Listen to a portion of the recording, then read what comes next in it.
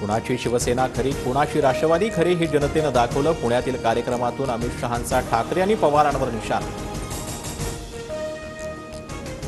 परळी शिरसाळ्यात मुंडे समर्थकांनी सुरेश धसांना काळे झेंडे दाखवले. शिरसाळ्यात धसांची गाडी अडवण्याचा प्रयत्न.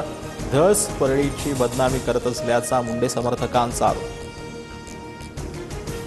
परळीच्या शिरसाळ्यात मुंडे समर्थक आणि पोलिसांमध्ये झटापट. धसांची गाडी अडवण्याचा प्रयत्न करणाऱ्या मुंडे समर्थकांनी पोलिसांनी घेतलं ताब्यात.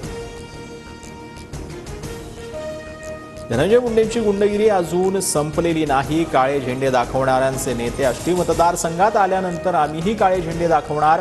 सुरेश धसांचा धनंजय मुंडेंना इशारा. वाल्मिक कराडला तुरुंगात मटण पुरवलं जात असल्याचा सुरेश धसांचा आरोप. कराड आणि इतर आरोपींना व्हीआयपी ट्रीटमेंट देणाऱ्या अधिकाऱ्यांवर कारवाई करावी, सुरेश धसांची मागणी. अनिश्चित काळासाठी कोल्हापूर विभागातून कर्नाटक राज्यात जाणाऱ्या महाराष्ट्राच्या एसटी बसेस रद्द. कर्नाटकात महाराष्ट्राच्या एसटी चालकाला काळं फासल्यानंतर मंत्री प्रताप सरनाईकांचा निर्णय. कोल्हापुरातील प्रदर्शनात 25 कोटींचा रेडा ठरतोय. आकर्षणाचं केंद्र. 1.5 टन वजन असणाऱ्या विधायक नावाचा रेडा पाहण्यासाठी प्रदर्शनात गर्दी. लोटे एमआयडीसीतील लक्ष्मी ऑर्गॅनिक कंपनीतून वायू गळती. नागरिकांसह कर्मचाऱ्यांच्या डोळ्यांना त्रास. 1 जण गंभीर जखमी. रुग्णालयात उपचार सुरू.